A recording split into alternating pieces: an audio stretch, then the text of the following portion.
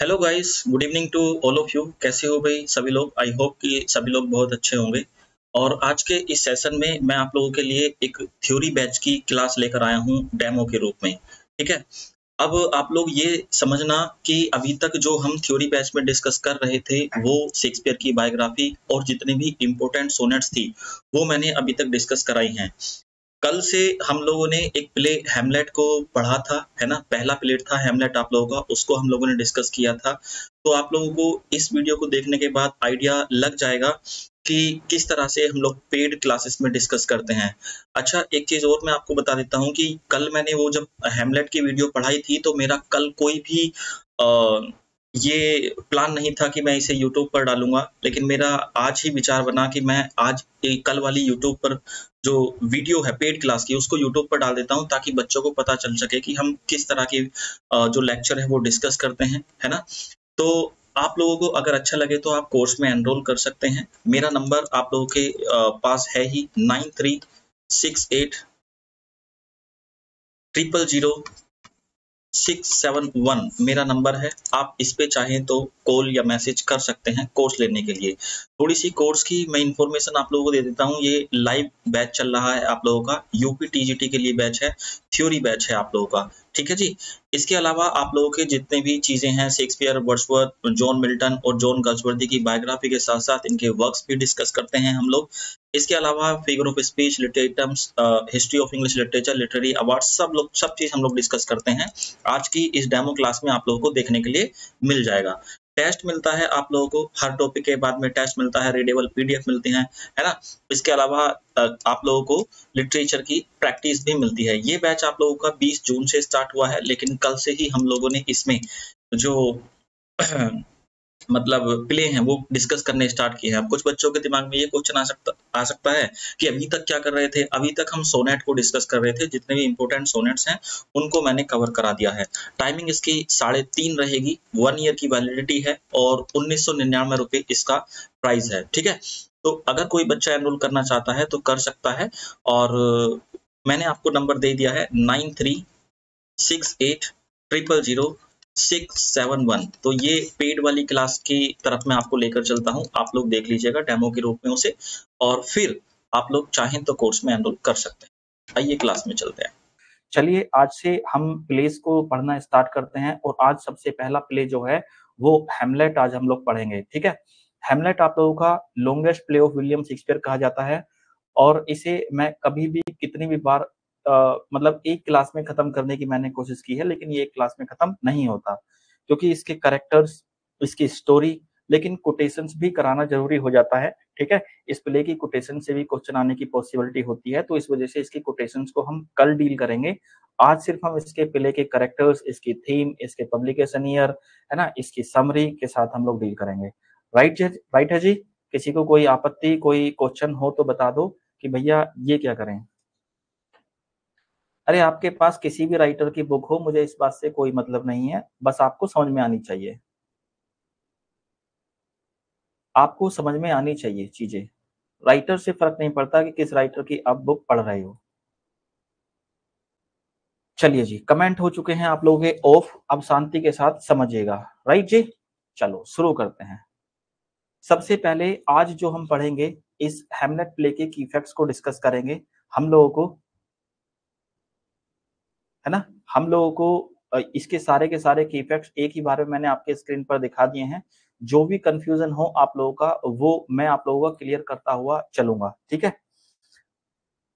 अब देखिए कि विलियम शेक्सपियर का प्ले जो है वो 1601 में लिखा गया था। अब कुछ भाइयों ने कई किताबों के अंदर ये भी पढ़ा होगा कि विलियम शेक्सपियर का प्ले, यहाँ तक कि विकिपीडिया पे भी अगर आप जाकर देखोगे तो वहां पर भी आप लोगों को ये मिलेगा कि 1599 से लेकर 1601 तक इसको लिखा गया था विलियम शेक्सपियर के द्वारा।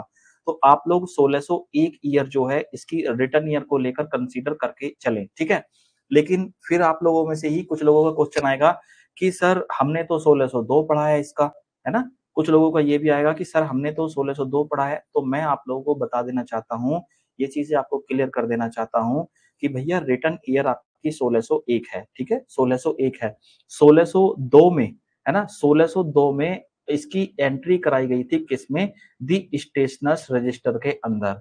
ये जब स्टेशनर्स रजिस्टर के अंदर पब्लिश रिटर्न या इसका रिकॉर्ड दर्ज कराया गया था, तो इसको एक टाइटल दिया गया था, the revenge of Hamlet Prince of Denmark.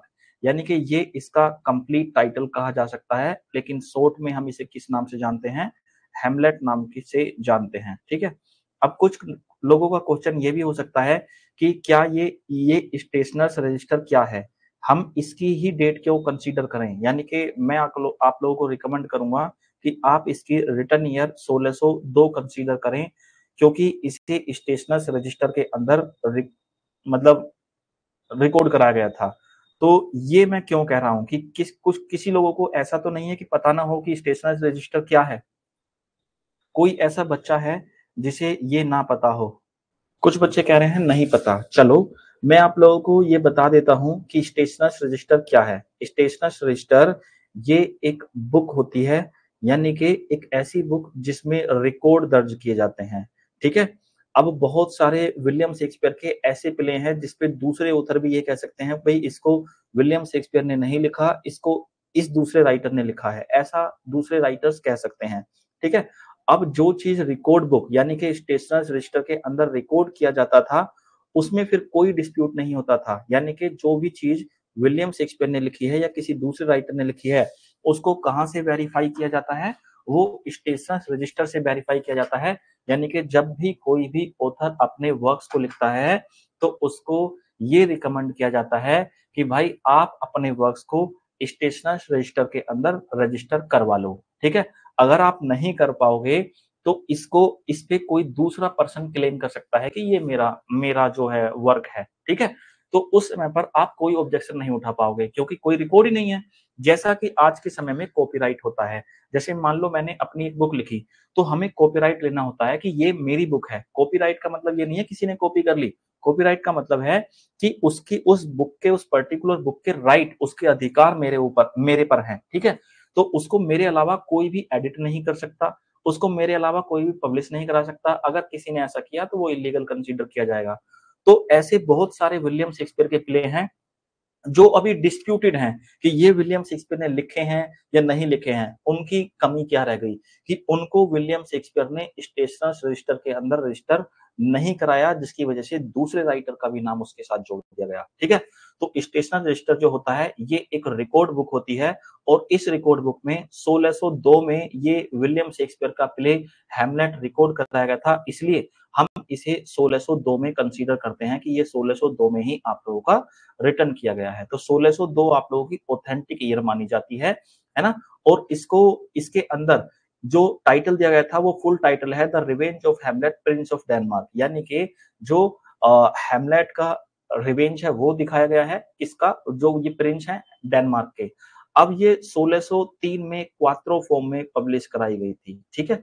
1603 में ये क्वात्रो फॉर्म में पब्लिश कराई गई थी, और ये फर्स्ट क्वार्टो था। ठीक है। और सेकंड क्वार्टो में ये 1604 में पब्लिश कराई गई थी, और इसके बाद ये 1623 में फर्स्ट फोलियो में। ठीक है। ये मैंने आप लोगों को सारी की सारी पब्लिकेशन ईयर इसकी बता दी। तो हेमलेट के बारे में जो एग्जाम में पूछा जाता है, वो पूछा जाता है जी आप लोगों से रिटर्न ईयर। तो यानी कि आप लोगों को 1602 वाला याद रखना है। ठीक है। अब जो इस प्ले के प्रोटोगोनिस्ट हैं वो हेमलेट हैं। अब आप लोगों को एक और मैं चीज यहाँ पर क्लियर कर देना चाहता हूँ कि आप लोगों को प्रोटोगोनिस्ट, एक तो प्रोटोगोनिस्ट हो गया और एक हो गया हीरो। इन दोनों में फर्क थोड़ा सा पता होना चाहिए। प्रोटोगोनिस्ट सबको पता है ना इसका डिफरेंस? वैसे मैं ऑलरेडी आप लोगों को बता चुका हूँ। चलिए आप बताइए कि प्रोटोगोनिस्ट और हीरो में क्या डिफरेंस होते हैं। चलिए बताइए भाई कि प्रोटोगोनिस्ट और हीरो में देखो, कुछ लोग तो कहते हैं कि प्रोटोगोनिस्ट और हीरो जो है एक ही चीज होते हैं, इनमें कोई डिफरेंस नहीं होते। बट आई से कि there is a bit difference. थोड़ा सा डिफरेंस है, ज्यादा नहीं, बिल्कुल माइनर सा डिफरेंस आप लोगों को पाया जा सकता है।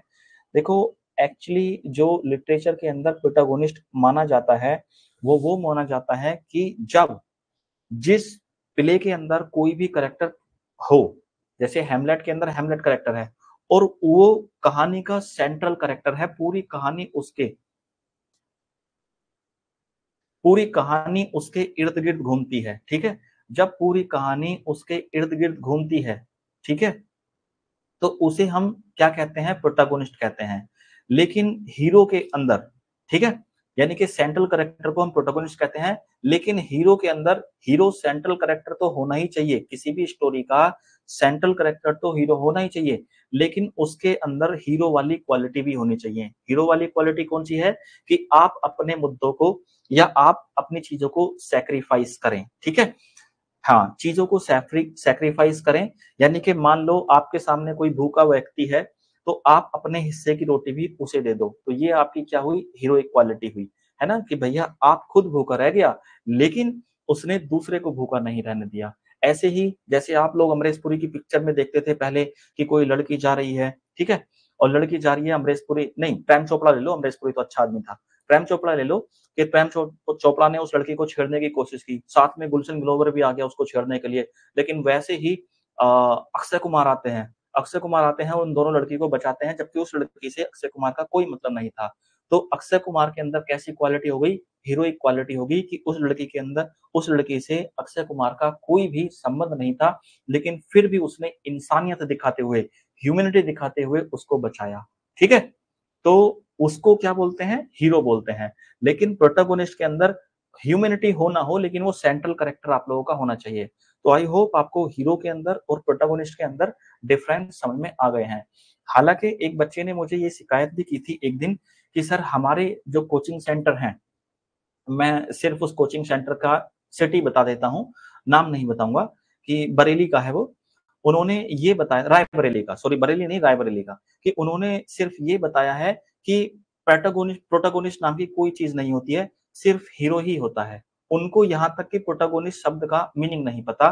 तो क्या ये प्रोटोगोनिस्ट नाम की चीज होती है? जी बिल्कुल होती है, ठीक है। तो हो उन्होंने अपने हिसाब से पढ़ाया होगा। इंस्टीट्यूट कोई भी अच्छा है बुरा नहीं होता, सिर्फ डिपेंड होता है टीचर के ऊपर और उसके स्टूडेंट्स के ऊपर। समझने वाले भी अच्छे होने चाहिए और समझाने वाले भी, राइट। तो जो चीजें मैंने डिफरेंसेस आपको बताए हैं, आई होप कि आपको समझ में आए होंगे। किसी का कोई क्वेश्चन हो तो भाई पूछ लीजिएगा, ठीक है। इसके अलावा हम एंटागनिस्ट की बात करते हैं। एंटागोनिस्ट के अंदर तो कुछ नहीं मिलता है आपको। एंटागनिस्ट तो बुराई करने वाला होगा, बुराई की कोई सीमा नहीं होती। छोटा सा चोरी करना भी क्राइम होता है, किसी का मर्डर कर देना भी बुराई होता है, ठीक है। किसी का मर्डर कर देना भी एक क्राइम ही होता है, चोरी करनी भी क्राइम होता है। तो जो भी 420 भी क्राइम होता है। तो जो भी चीजें गलत काम में आती हैं वो एंटागोनिस्ट के हिस्से में चली जाती हैं। अगर हम सेटिंग की बात करेंगे, सेटिंग की इसकी बात करें, जो एग्जाम में आपको जगह दी जाती है सेटिंग में, वो आपको डेनमार्क दी जाती है, ठीक है। डेनमार्क दी जाती है कि आप लोगों का जो हैमलेट प्ले है वो कहाँ पे सेट है। तो आप लोग इसे डेनमार्क ही कंसीडर करके चलें, जो कि 90% आपके एग्जाम में डेनमार्क नाम की जगह दी जाती है, ठीक है ना। और अगर और डिटेल में, अगर एग्जामिनर ने और आपकी नॉलेज को चेक करने की कोशिश की, तो वो उसको, मतलब कि जैसे कि डेनमार्क एक जगह हो गई, उसके अंदर की जगह जो है वो एल्सिनोर है ना। एल्सिनोर नाम की जगह है। अगर ज्यादा ही वो डेप्थ में गया, और डेप्थ में गया, तो ये पूछ लेगा कि किस कासल के अंदर। कासल का मतलब है किस महल के अंदर वो सेट है, तो क्रोनबर्ग के अंदर है। वैसे मैं मानता हूं कि यूपी टीजीटी के हिसाब से डेनमार्क तक ही वो रुक जाएगा, क्योंकि स्टेट लेवल का एग्जाम है, राइट। क्योंकि लेवल भी, जब कोई एग्जामिनर आपके क्वेश्चन पेपर को सेट करता है, तो उसे पता होता है कि मुझे किस लेवल के एग्जाम क्वेश्चन सेट करने हैं, ठीक है। जोनरा की बात करें तो ये एक ट्रेजेडी है, ट्रेजेडी में भी लॉन्गेस्ट है, और लॉन्गेस्ट में भी विलियम शेक्सपियर का लॉन्गेस्ट प्ले है, सारे प्लेस के अंदर ये लॉन्गेस्ट है, ठीक है। अब एक चीज और ध्यान रखना कि विलियम शेक्सपियर ने अपनी ट्रेजेडीज को, या फिर विलियम शेक्सपियर ने अपने प्लेस को जो लिखा था, वो 5 एक्ट्स के अंदर लिखा था। ध्यान रखिएगा, विलियम शेक्सपियर का या किसी भी राइटर का जो प्ले है, वो आप लोगों का 5 एक्ट्स के अंदर ही मिलेगा, चाहे वो कोई भी हो। लेकिन फर्क ये पड़ता है कि वो एलिजाबेथन एज का राइटर होना चाहिए, एलिजाबेथन एज का ड्रामेटिस्ट होना चाहिए। यानी कि कहने की मतलब ये है कि एलिजाबेथन एज में जितने भी ड्रामेटिस्ट लिख रहे थे, दे वर राइटिंग इन 5 एक्ट्स, क्योंकि 5 एक्ट्स का ही चलन था। आप लोगों ने जॉन गाल्सवर्दी के प्ले पढ़े होंगे, 3 एक्ट्स में हैं, 2 एक्ट्स में हैं, इवन 1 एक्ट्स के प्ले भी हैं। तो वो बाद में चलन चला, लेकिन एलिजाबेथन एज के टाइम पर जो प्ले लिखे जाते थे that was written in 5 acts only. ठीक है, अब इस प्ले की ओपनिंग लाइन किसने दी है? वो करेक्टर है आप लोगों का बर्नार्डो। वो कहता है हुज देयर, वहां कौन है। ठीक है, तो ये फैक्ट मैंने आप लोगों को बताए। आई होप कि आपके सारे के सारे फैक्ट यहाँ पर क्लियर हैं, किसी का कोई क्वेश्चन नहीं बचा होगा। आज से क्लास थोड़ी सी लंबी हो जाएगी। अगर किसी बच्चे को बीच में नींद आने लगे, किसी बच्चे को इंटरेस्ट ना आए, तो वो बिना बाय बोले जा सकता है, लेकिन क्लास में वो ये नहीं कहेगा नींद आ रही है, बाय जी मैं जा रहा हूँ, मुझे ये काम है। क्लास को क्विट करो और आप चले जाओ, आपको कोई नहीं रोकेगा। ठीक है, आज से क्लासेस की लेंथ लंबी हो जाएगी, क्योंकि मेरे को भी इरिटेशन होता है जब बच्चा ये कहता है मजा नहीं आ रहा, ये नहीं हो रहा, वो नहीं हो रहा, क्योंकि रात वाले बैच में एक बच्चे ने कर दिया था, वो बात रात के बैच में ही डिस्कस करेंगे। चलिए, ये आपके खत्म हो गए।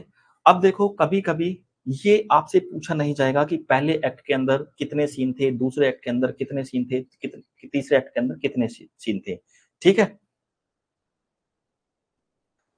और लेकिन फिर भी आपकी नॉलेज को एनहेंस करने के लिए ये बता दिया गया है कि देखो ये एक्ट जो हैं, ये पहले एक्ट के अंदर आपके 5 सीन थे, दूसरे एक्ट के अंदर 2 सीन, तीसरे एक्ट के अंदर 4 सीन और फोर्थ एक्ट के अंदर 7 सीन थे।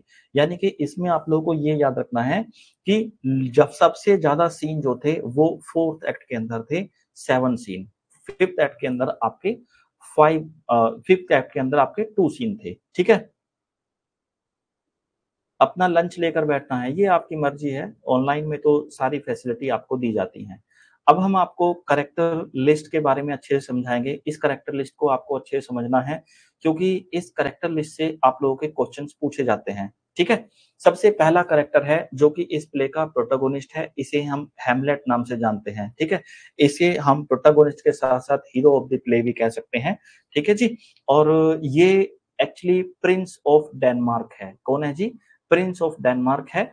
और इसके अलावा इसमें अच्छा एक चीज और, ये प्रिंस ऑफ डेनमार्क जो है ये एक जर्मन यूनिवर्सिटी के अंदर, विटनबर्ग यूनिवर्सिटी के अंदर पढ़ाई करता है। वो चीजें मैं आपको प्रैक्टिस के दौरान करा दूंगा।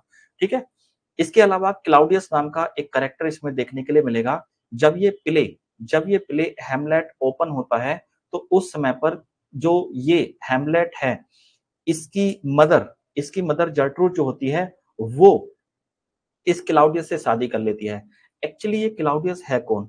ये क्लाउडियस हैमलेट का सगा चाचा है। ठीक है जी, क्लाउडियस का सगा चाचा है। और जो किंग हैमलेट है, जिसमें एक आप लोगों को घोस्ट का करेक्टर भी देखने के लिए मिलेगा, वो हैमलेट के पिता किंग हैमलेट का है, जिसकी इस प्ले से ओपन होने से पहले ही मौत हो गई थी।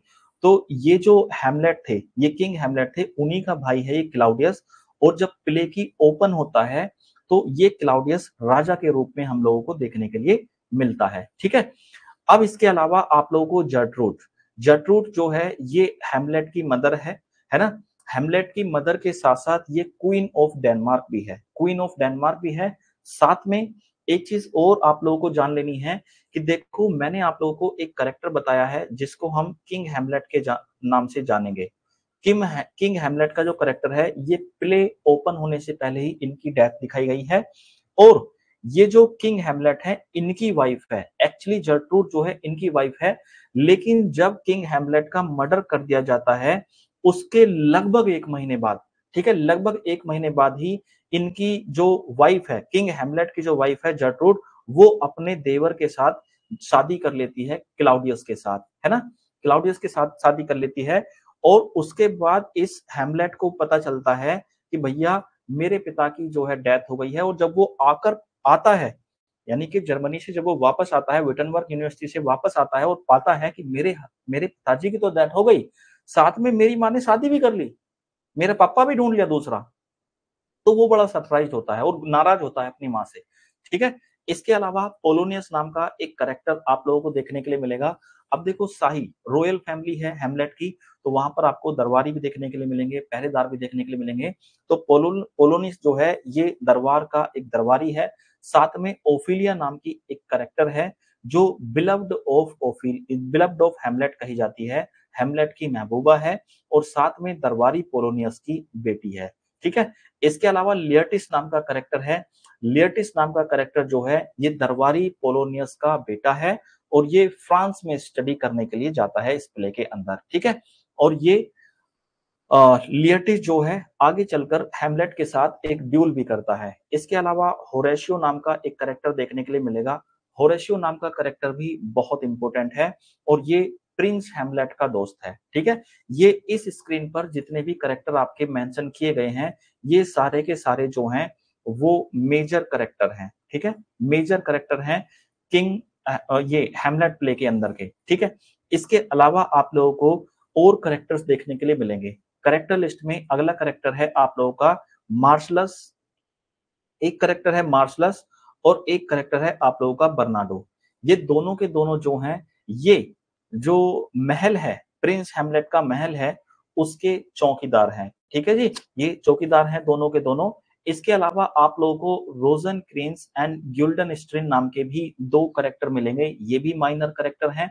ये दोनों के दोनों कैरेक्टर जो हैं एक्चुअली ये किंग और ये प्रिंस हैमलेट के साथ विटनबर्ग यूनिवर्सिटी में ही पढ़ते थे, ये सहपाठी हैं, ठीक है। ये सहपाठी हैं। इसके अलावा हम लोग 14 ब्रास नाम के कैरेक्टर को जानेंगे। ये जो 14 ब्रास नाम का कैरेक्टर है, ये बार-बार, ये वैसे तो नॉर्वे का प्रिंस है, लेकिन ये बार-बार डेनमार्क पर हमला करता है ताकि वहां पर अपना शासन जमा सके। और इसके हमला करने की वजह से क्या है कि जो इस 14 ब्रास नाम का ये प्रिंस ऑफ नॉर्वे है, इसके पिता का नाम था किंग 14 ब्रास और इसके पिता को मार दिया गया था किसके द्वारा? किंग हैमलेट के द्वारा, यानी कि हैमलेट के पिता के द्वारा मार दिया गया था। इसीलिए अपने पिता की मौत का बदला लेने के लिए ये जो 14 ब्रास है, ये बार-बार जाकर इस पे डेनमार्क पर आक्रमण करता था। इसके अलावा रेनाल्डो एक इसमें कैरेक्टर देखने के लिए मिलेगा। ये दरबारी पोलोनियस का सर्वेंट है, ठीक है जी। सर्वेंट की स्पेलिंग देख लेना। इसके अलावा वोल्टी, मैन एंड कॉर्नेलियस, इसमें ये कैरेक्टर मिलेंगे आप लोगों को। ये दोनों कैरेक्टर भी बहुत इंपॉर्टेंट है। इंपॉर्टेंट क्यों है? देखो, वैसे तो ये माइनर कैरेक्टर हैं, लेकिन ये कोई कोर्टियर्स हैं। अब कुछ लोगों को कोर्टियर्स का मतलब नहीं पता होगा, मैं बता देता हूँ। कोर्टियर्स का मतलब है कि जो शाही दरबार होता है, वहां पे चौकीदार मिलेंगे, वहां पर सेनापति मिलेंगे, वहां पर एडवाइजर भी मिलेंगे, ठीक है। तो ये वोल्टीमोन जो है, वोल्टीमैन जो है और कॉर्नेलियस जो है, ये दरबार में एडवाइजर के तौर पर काम करते हैं। एक और है एक और है जिसको हम किस नाम से जानते हैं? ओसरिक के नाम से जानते हैं, ठीक है। ओसरिक नाम का ये भी कोर्टियर है, ये भी सलाहकार है, ठीक है जी। और इसके अलावा फ्रांसिस्को नाम का एक कैरेक्टर मिलेगा आप लोगों को। ये एक सोल्जर है, गार्डमैन है, ठीक है जी, एल्सिनोर में। और इसके अलावा और माइनर कैरेक्टर हैं आप लोगों के ग्रेव डिगर, राइट। तो इस स्क्रीन पर जो मैंने जितने भी आप लोगों को कैरेक्टर बताए हैं, ये आप लोगों के माइनर कैरेक्टर हैं। पिछली स्क्रीन पर आपके मेजर थे। माइनर कैरेक्टर्स को आप लोगों को याद रखना बहुत जरूरी है, क्योंकि जितने भी बड़े प्ले हैं, विलियम शेक्सपियर के जितने भी फेमस प्ले हैं, उनसे आपके मेजर कैरेक्टर नहीं, माइनर कैरेक्टर पूछे जाएंगे, ठीक है। तो अगर हैमलेट से कोई कैरेक्टर पूछा गया तो वो आप लोगों का माइनर कैरेक्टर होगा। आई होप कि आपको कैरेक्टर लिस्ट भी आपको समझ में आ गई है। अब मैं आप लोगों को इसकी स्टोरी को नरेट करूंगा, ध्यान से सुनना। बीच में कमेंट जो करेगा या ध्यान से नहीं सुनेगा, बाद में ये मत कहना कि ये रह गया। चलो शुरू करते हैं। कि देखो, सबसे पहले इस कहानी की जो शुरुआत होती है, इस स्टोरी की जो शुरुआत होती है, वो सर्दियों से होती है ना, सर्दियों से होती है। उन सर्दियों में दो पहरेदार जो हैं महल का पहरा दे रहे होते हैं। पहले पहरेदार का नाम है मार्शलस, दूसरे पहरेदार का नाम है बर्नाडो, ठीक है। स्क्रीन पर आप लोगों को टाइम इसलिए दिया था मैंने देखने के लिए कि ताकि आप लोगों को ये कैरेक्टर पता हो कि बर्नाडो और मार्शलस कहाँ मेंशन है। देखो ये रे, मार्शलस और बर्नाडो दोनों के दोनों मेंशन हैं। तो ये पहरेदार हैं दोनों के दोनों और पहरा दे रहे होते हैं शाही दीवार के पास, यानी कि गेट के आसपास ये पहरा दे रहे होते हैं। तो जब ये पहरा दे रहे होते हैं तो इनको अर्ली मॉर्निंग में, है ना, जैसे 3 बजे के पास, जिसे हम भोर का समय कह सकते हैं, उसके पास इन्हें एक अलग सी मतलब शैडो दिखाई देती है, जैसे वो किसी कोई भूत हो।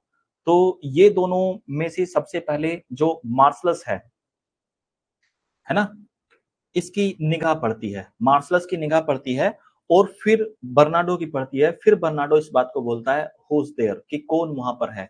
अब ये जब इस परछाई को, इस शैडो को बड़े गौर से देखते हैं, तो इन्हें ये शैडो ऐसी लगती है कि ये जो मर चुके हैं, राजा हैमलेट मर चुके हैं, उनका जो है वो घोस्ट है, भूत है, ठीक है? अब ये दोनों डर जाते हैं। ये दोनों के दोनों ही मार्सलस और बर्नार्डो जाते हैं किसके पास? किसके पास जाते हैं? ये जाते हैं आप लोगों के इसके होरेशियो के पास। ये दोनों जाते हैं होरेशियो के पास और इससे जाकर कहते हैं कि हुजूर, जो शाही दीवार है उसके पास कोई भूत है, चलो हमारे साथ देखो। अब ये सोचता है होरेशियो कि भाई नींद-वींद में होंगे, इन्हों को कुछ भूत-वूत कुछ नहीं दिखा होगा, भाई मुझे सोने दो। ये कहते हैं नहीं-नहीं चलो वहाँ पे कोई है कुछ। तो ये जो है जाता है, हैमलेट का जो दोस्त है होराशियो ये जाता है और वहाँ पर जाकर देखता है और उस भूत का जो हुलिया है, वो बिल्कुल पाता है कि ये किंग हैमलेट की तरह ही है। तो किंग हैमलेट के जो भूत है, ये होरेशियो उससे बात करने की कोशिश करता है, बात करने की कोशिश करता है, लेकिन लेकिन ये भूत उससे बात नहीं करता, ये भूत उससे बात नहीं करता, है ना? और फिर ऐसा ही 1-2 बार और होता है, ठीक है जी? और होता है, उसके बाद ये सारे के सारे लोग मिलकर जाते हैं, किसके पास? हैमलेट के पास, कि भैया इस शाही दीवार के पास एक भूत दिखाई देता है और शायद वो तुमसे बात करना चाहता है, हम लोगों से बात नहीं करता, ठीक है? तो प्रिंस हैमलेट को ये जब बात पता चलती है, तो प्रिंस हैमलेट है, ये कहते हैं कि ठीक है भाई, मैं चलता हूँ तुम्हारे साथ। अब ये जब जाता है, प्रिंस हैमलेट जब जाता है, तो उस घोस्ट का और प्रिंस हैमलेट की बात होती है। सही बात आप लोग ये समझिएगा कि जो बात प्रिंस हैमलेट के बीच में और घोस्ट के बीच में होती है, उसको इन दोनों के अलावा कोई नहीं सुन पाता है, ठीक है? ये आपस में ही कन्वर्सेशन करते हैं, ना तो उसे होरेशियो सुन पाता है और ना ही मार्शलस और ना ही बर्नार्डो, कोई नहीं सुन पाता है। अब ये जो घोस्ट है, ये प्रिंस हैमलेट को बताता है कि भैया मेरी जो डेथ हुई है वो नेचुरल डेथ नहीं है, मेरा तो मर्डर हुआ है, ठीक है? अपने बेटे को घोस्ट के रूप में आकर बता रहा है वो कि भैया मेरी आत्मा भटक रही है, मेरी आत्मा को शांति चाहिए, वो शांति मिलेगी बदला लेकर, तो तुम जो है मेरी मौत का बदला लो। तो हैमलेट कहता है कि भैया, प्रिंस हैमलेट कहता है कि कैसे मौत हुई आपकी? मुझे भी बताओ। तो वो जो घोस्ट है वो बताता है कि एक दिन जब मैं सो रहा था, तो मेरा भाई, जिसे हम क्लाउडियस के नाम से जानते हैं, वो आया और उसने सोते समय कान में ज़हर की कुछ बूंदें डाल दी। ज़हर की कुछ बूंदों की वजह से पहले मेरी तबीयत खराब हुई और मेरी उसके बाद डेथ हो गई।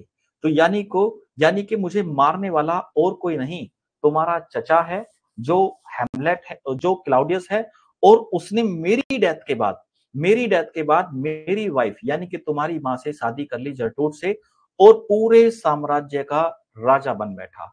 यानी कि पूरा साम्राज्य उसने हत्या लिया। जैसे ही ये बात प्रिंस हैमलेट को पता चली, तो उसे बड़ा गुस्सा आता है। बड़ा गुस्सा आता है कि भैया ये तो बड़ा गलत हुआ, मेरे पिताजी को मार दिया और मेरी माता भी मिली हुई है, मेरी मदर भी मिली हुई है, उसने भी साथ दिया। अगर वो साथ ना देती तो वो शादी थोड़ी ना कर लेती उससे। तो हैमलेट को अब बहुत गुस्सा आ रहा है। तो हैमलेट ये निश्चय कर लेता है कि अब इस क्लाउडियस को निपटाना है, इस क्लाउडियस को जो है मारना है। ठीक है जी? अब ये हैमलेट जो है प्लान बनाने लगता है मारने का। लेकिन भाई साहब इस हैमलेट के दिमाग में एक और चीज़ आती है। एक और की चीज़ क्या आती है कि जिस घोस्ट से ये बात करके आया है, क्या वो सही में मेरे पिता का घोस्ट था या कोई डेविल था जो मेरे फादर की वेशभूषा बनाकर यहाँ पर आया है। तो वो पहले तो ये चीज़ कन्फर्म करने की कोशिश करता है कि सही में क्लाउडियस ने ही मेरे पिता को मारा है या नहीं। तो इसको पता लगाने के लिए हैमलेट एक प्लान बनाता है। हैमलेट क्या प्लान बनाता है कि आज के बाद वो एक मैड बनकर रहेगा, एक पागल बनकर रहेगा, ठीक है?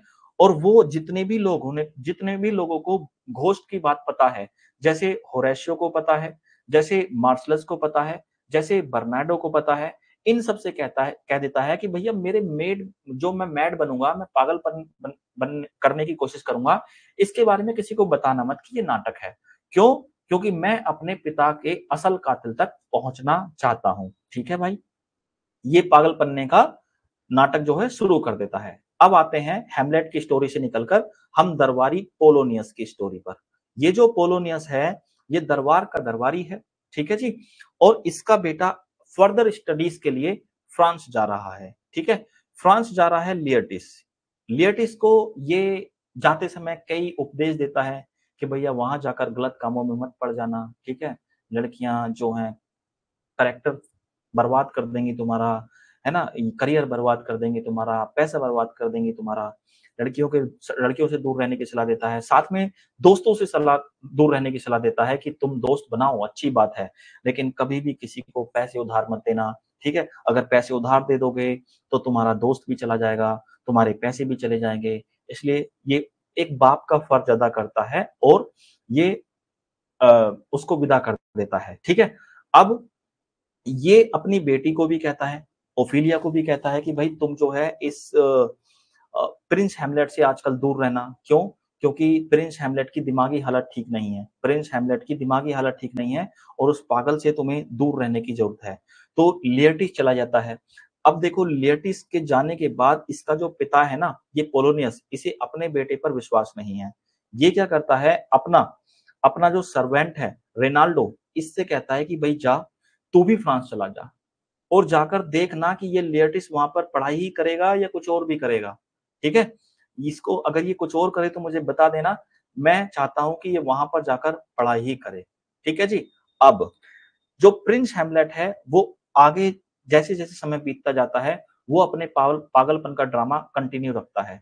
अब ये क्लाउडियस जो है ये बड़ा परेशान है, ये बड़ा परेशान है क्लाउडियस। इसे पूरा पूरा डाउट है कि ये भैया पागल होने का नाटक कर रहा है या सच में पागल हो गया है। तो ये जो है कोशिश करता है पता लगाने की कि क्या वजह है कि ये सच में पागल है या नहीं है। तो क्लाउडियस क्या करता है, ये जो इसके साथी थे, प्रिंस हैमलेट के साथी थे जिनको हम रोजनक्रेंच एंड गिल्डनस्टीन के नाम से जानते हैं, इनको इनकी मदद लेने की वो सोचता है। लेकिन इनकी मदद लेने से पहले वहां पर दरबारी आ जाता है पोलोनियस। पोलोनियस कहता है कि भैया आपका बेटा सही में पागल है, महाराज आपका बेटा जो है वो सही में पागल है, ठीक है? कहता है कैसे? क्यों? वो कहता है कि क्योंकि वो मेरी बेटी ओफिलिया से प्यार करता है और ओफिलिया ने उसके प्यार को नकार दिया है, ठीक है? ओफिलिया ने उसके प्यार को नकार दिया है, इसी वजह से आपका बेटा जो है वो पागल हो गया है। लेकिन भाई साहब किंग क्लाउडियस जो हैं इस बात को मानने के लिए तैयार नहीं है, ठीक है? और वो क्या कहते हैं, वो वो क्या कहते हैं कि जो क्लाउडियस है वो रोजनक्रेंच एंड गिल्डनस्टीन को आदेश देते हैं कि भाई तुम दोनों का ये काम है आज से कि तुम हैमलेट की जो मैडनेस है, हैमलेट की जो मैडनेस है, इसको तुम पता लगाओ। इसको तुम पता लगाओ कि क्या कारण है इसकी मैडनेस के पीछे, ठीक है? क्या कारण है इसकी मैडनेस के पीछे, मुझे पता लगाकर तुम दोनों बताओ। अब ये दोनों काम पे लग जाते हैं और दूसरी तरफ ये जो क्लाउडियस है ये पोलोनियस को भी एक आदेश देता है कि पोलोनियस से कहता है क्लाउडियस कि भैया तुम भी जाओ और तुम हैमलेट को, प्रिंस हैमलेट को और ओफिलिया को मिलवाने का इंतजाम करो। अगर हैमलेट की सच में दिमागी हालत खराब है किसकी वजह से, ओफिलिया की वजह से, तो उसको मिलवाकर हम सही कर सकते हैं। तो भाई साहब हैमलेट को और किसको, ओफिलिया को मिलवाया जाता है। ये जो सीन है हैमलेट को मिलवाने वाला और ओफिलिया को मिलवाने वाला, इसको चोरी छुपे नोटिस करेंगे क्लाउडियस और कौन, इसको पोलोनियस नोटिस करेंगे, ठीक है? और इस सीन को, जो ये चोरी छुपे वाला सीन है, इसको हम ननरी सीन के नाम से जानते हैं, ठीक है? अब जब हैमलेट को और ओफिलिया को मिलवाया जाता है तो हैमलेट अपने पागलपन पागलपन का जो नाटक होता है उसको क्या रखता है, चालू रखता है। उसको पागलपन के नाटक को चालू रखता है और वो यहाँ तक कि ओफिलिया को गाली तक की भी दे देता है कि तुम ननरी में चली जाओ। ननरी एक ऐसी जगह होती है जहाँ पर कुछ गलत काम करने वाली लड़कियां रहती हैं, ठीक है? तो ये ऐसी जगह में जाने कहता है। नंदी के वैसे दो आप लोगों के मीनिंग निकल के आते हैं, मैं प्रैक्टिस के दौरान आपको बताऊंगा। अभी कल भी आपका ये हैमलेट चलेगा, ठीक है? तो अभी ये हैमलेट जो है इस ओफिलिया को उल्टा सीधा बोलता है और क्लाउडियस और पोलोनियस जो छुपकर देख रहे हैं ना, इनको ये पता चलता है कि भैया ये पागल ही है, ठीक है? लेकिन भैया ये जो है ना, क्लाउडियस जो है ये मानने के लिए तैयार नहीं है कि ओफिलिया ही इसकी मैडनेस का कारण है। इसको पता है कि कुछ ना कुछ और कारण है, तो धीरे-धीरे समय बीतता जाता है। जो ये हैमलेट है, अपने पागलपन का जो नाटक है उसको कंटिन्यू रखता है, ठीक है? अब एक दिन कुछ नाटककारों की मंडली डेनमार्क में आती है। डेनमार्क में आती है नाटक वगैरह करने के लिए, तो उन नाटककारों को देखकर इस हैमलेट के दिमाग में एक ख़्याल आता है, क्यों ना इन नाटककारों की मदद लेकर मैं अपने पिता के कातिल का पता लगाने की कोशिश करूँ। इन नाटककारों की कैसी मदद ली जाएगी? इन नाटककारों की ऐसी मदद ली जाएगी कि इन नाटककारों से एक प्ले परफ़ॉर्म कराया जाएगा। उस प्ले को परफ़ॉर्म उसी तरह से कराया जाएगा जिस तरह से घोस्ट ने सारी बातें बताई थी कि मैं सो रहा था, मेरे कान में ज़हर डाल दिया और उसके बाद जर्ट्रूड ने शादी कर ली और ये साम्राज्य का राजा बन बैठा। तो दिमाग में आती है हैमलेट के ये वाली स्टोरी, ठीक है? अब हैमलेट डिसाइड कर लेता है कि भई इन नाटककारों से क्या करवाया जाएगा? एक नाटक करवाया जाएगा। अब उस नाटक का जो नाम है, उसको हम माउस ट्रैप के नाम से जानेंगे। किसके नाम से? माउस ट्रैप के नाम से जानेंगे या फिर द मर्डर ऑफ गोनगैज़ो के नाम से जानेंगे। मर्डर ऑफ गोनगैज़ो के नाम से इसलिए जानेंगे क्योंकि जो राजा बनेगा, उस नाटक के अंदर जो राजा बनेगा वो गोनगैज़ो बनेगा, ठीक है? वैसे आप इसे माउस ट्रैप के नाम से भी जानोगे तो कोई दिक्कत नहीं है। चलो भाई, नाटककारों की मंडली आ चुकी है। नाटककारों से जो है कह दिया गया है कि भई तुम्हें इस तरह से नाटक परफ़ॉर्म करना है। अब जब ये नाटक परफ़ॉर्म किया जाता है, तो इस नाटक के दौरान जो इस क्लाउडियस के हाव-भाव रहेंगे, जो इस जर्ट्रूड के हाव-भाव रहेंगे, इसको नोटिस करने के लिए हैमलेट, इसको इसको नोटिस करने के लिए होरेशियो और इनके कुछ साथी, वो नोटिस करना चाहते हैं कि भैया क्या इनके हाव-भाव बदलेंगे? जैसे-जैसे प्ले आगे बढ़ता है जैसे-जैसे प्ले आगे बढ़ता है तो क्लाउडियस समझ जाता है कि ये जो है नाटक, ये मेरी सच्चाई जानने के लिए कराया जा रहा है, तो क्लाउडियस इस नाटक के बीच से ही उठकर चला जाता है। तो हैमलेट समझ जाता है, होरेशियो भी समझ जाता है, भैया जो भूत ने बातें बताई थी, वो बिल्कुल सही थी। तो अब कन्फर्म हो गया हैमलेट को कि जो भूत दिखाई दिया था, वो और किसी का भूत नहीं था, वो किंग हैमलेट का ही भूत था। ठीक है? किंग हैमलेट का ही भूत था और वो भूत जो कह रहा था, सही कह रहा था। तो अब हैमलेट ने ये डिसाइड कर लिया कि भैया अब क्लाउडियस को मरना होगा। इसी ने मेरे पिता का जो है वो मर्डर किया है, अब क्लाउडियस को मरना होगा कैसे भी करके। तो ये डिसाइड कर लेता है। अब ये अपनी हैमलेट तलवार उठाता है और क्लाउडियस को मारने के लिए चल देता है। जैसे ही ये क्लाउडियस को मारने के लिए चलता है, तो ये देखता है कि क्लाउडियस तो दूसरे कमरे में जाकर भैया पूजा पाठ करने लगा है। वो अपने मन की शांति के लिए पूजा पाठ कर रहा है, ठीक है? वो अपने जो गुनाह हैं उनको एक्सेप्ट कर रहा है जीसस क्राइस्ट के सामने। तो जैसे ही ये हैमलेट मारने के लिए जाता है क्लाउडियस को, तो वो कहता है कि ऐसा इंसान को मैं पूजा करते समय, वर्शिप करते समय नहीं मारूँगा। अगर मैंने इसे पूजा करते समय, वर्शिप करते समय मारा, तो ये डेफिनिटली स्वर्ग में जाएगा और क्लाउडियस जैसा कमीना इंसान, वो स्वर्ग में कभी नहीं जाना चाहिए। इसलिए प्रिंस हैमलेट पोस्टपोन करते हैं इसको मारने का, ठीक है? मारने का पोस्टपोन करते हैं, तभी इस प्रिंस हैमलेट के पास एक दरबारी आता है, एक संदेश लेकर। संदेश किसका होता है वो? इस क्वीन जर्ट्रूड का होता है। क्वीन जर्ट्रूड कहती हैं कि भैया जाओ मेरे बेटे प्रिंस हैमलेट को मेरे चैम्बर में बुला कर लाओ। और ये वाली चैम्बर वाली बात कौन सुन लेता है? पोलोनियस। तो प्रिंस हैमलेट के और जर्ट्रूड के बीच में होने वाले कॉन्वर्सेशन को सुनने के लिए पहले ही पर्दे के पीछे जाकर छुप जाता है ये पोलोनियस। पोलोनियस इसलिए छुप जाता है कि वो सारी बातों को सुनना चाहता है और अब जो हैमलेट हैं, ये जर्ट्रूड के कमरे में पहुंच चुके हैं। जर्ट्रूड के कमरे में पहुंच गए हैं, तो जर्ट्रूड इस प्रिंस हैमलेट से कहती है कि तुमने अपने पिता क्लाउडियस के साथ कोई अच्छा व्यवहार नहीं किया है। तुम्हें पता है उनके दिल को कितनी चोट पहुंची होगी? हैमलेट को बड़ा गुस्सा आता है कि जो मेरा एक्चुअल पिता था उसको तो तुमने मार दिया। अब क्लाउडियस को मेरा पिता कहने की कोशिश कर रही हो। तो ये जो हैमलेट है, ये अपनी माँ से गुस्से में बात करता है और कहता है कि जो क्लाउडियस है, वो मेरा पिता नहीं है। मेरे पिता किंग हैमलेट थे, उनको तुमने और क्लाउडियस ने मिलकर मार डाला है। जैसे ही ऐसे शब्द ये सुनती है तो डर जाती है और इतनी ज्यादा डर जाती है कि इसे लगता है कि कहीं इसे हैमलेट मार ना दे, ठीक है?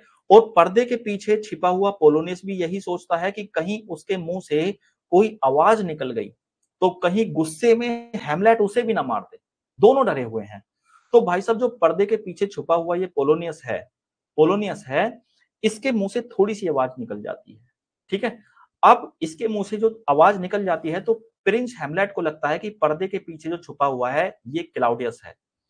अब क्लाउडियस समझकर हैमलेट पोलोनियस को मार देता है। ठीक है, तो इस प्ले में सबसे पहले मरने वाला जो करेक्टर बना वो आप लोगों का पोलोनियस बना। ठीक है, अब इसको मार दिया, जटरूट और ज्यादा डर गई। तो ये जो मारा जाता है, चैम्बर में बात होती है, ठीक है, चैम्बर में बात होती है या पोलोनियस को मारा जाता है, उसको हम क्लोसेट सीन के नाम से जानते हैं हैमलेट प्ले के अंदर। ठीक है, अब ये जटरूट जो है बहुत डर गई है। हैमलेट इस पे भी चिल्ला चिल्ला कर बातें कर रहा है, इससे भी जटरूट से भी बातें चिल्ला चिल्ला कर रहा है। तभी वहां पर चैम्बर में एक बार फिर से घोस्ट अपीयर होता है और आकर कहता है कि देखो तुम अपनी माँ को कुछ मत कहो, इसको तो भगवान ही सजा देंगे, इसको तुम छोड़ दो। ठीक है, ये जो घोस्ट के द्वारा कही गई बातें हैं ये सिर्फ हैमलेट को ही सुनाई देती हैं, इसलिए हैमलेट अपनी मदर जो जटरूट है उसको जाने देता है।